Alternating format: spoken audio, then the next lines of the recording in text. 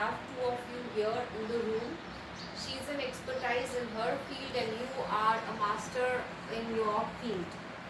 So personally, even Patram Pushpam is my favorite shloka too, because whenever I go to a larger audience, whenever I address a big gathering, definitely it is very challenging for now, like the students nowadays who are Google gurus, how to go ahead with values, how to inculcate values, and how to tell them that India is rich in its own way.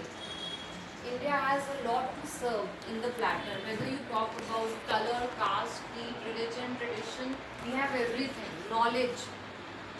In US, Australia, Canada, no matter in which country they are also connected with Indians and they are also working for them. So if they are working for different people, that means the brain behind the big people is Indian. So why not use Indian brain for India, which is our own motherland? Okay.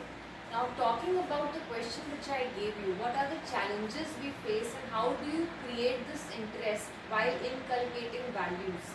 The challenging we are facing nowadays obviously is one, Google, second, the number of gadgets that we are using, and thirdly, maybe we are not getting that kind of contentment.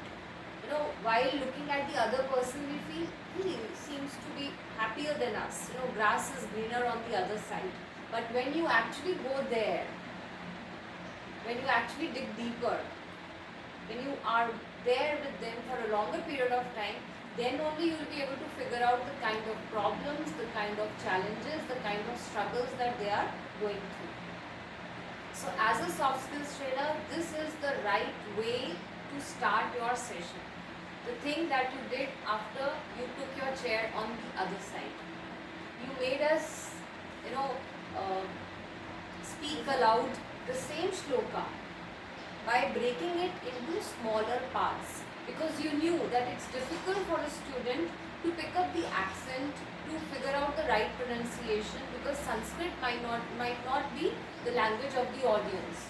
Sanskrit might not be in the school time for every person who's sitting next to you.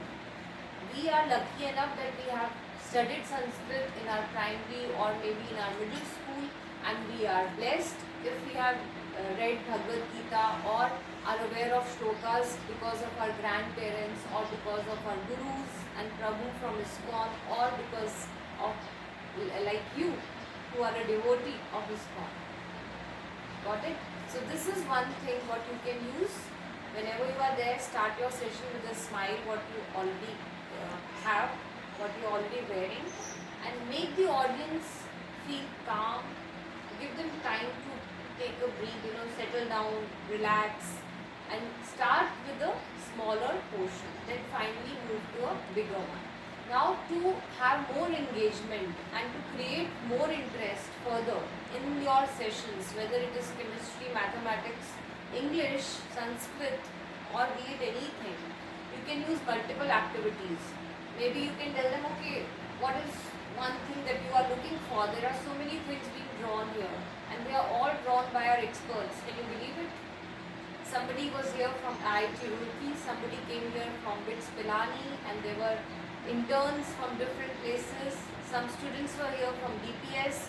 So they all got together, there were group activities. Now the same question is for you. Which is your favorite, looking at the things which are drawn on the walls? For me, I really love music, the sitar, because I was thinking that I will learn this someday. Wonderful. And what about you, ma'am? I like this. I think it is drawn by some small student or small kid. So I have a connection with my daughter. Like She's a bud right now, blooming. Wow, wonderful. And what about Saraswati? Saraswati, music, sitar. Yeah. All are like synonyms. You can easily connect and relate. Okay, so this is another way what will help you. If you don't have any such pictures around, you can take help of some props, or maybe you can give them some story building activity. So this is another thing what will help you to change their channel and get them on the track.